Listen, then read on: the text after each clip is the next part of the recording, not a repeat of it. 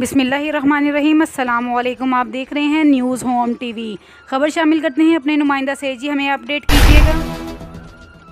जी बिल्कुल, मामू कांजन चक नंबर 556 नलीवाला में जानवरों का अस्पताल खस्ताहाली का शिकार है। मेन गेट और चार दीवारी टूट फूट का शिकार है। अस्पताल में अच्छे डॉक्टर तो मौजूद हैं जिनका काम काबिल फ़ख्र है, जबकि दूसरी तरफ चार दीवारी टूट फूट का शिकार है जो कि सरकारी काम की सुस्ती और गफलत की अक्कासी करता है। अस्पताल में बारहा पौधे लगाए गए सेफ्टी ना होने की वजह से उजाड़ का शिकार हो जाते हैं। इस अस्पताल से दूर दूर तक लोगों को अपने कीमती जानवरों के इलाज की सहूलियात दी जाती है।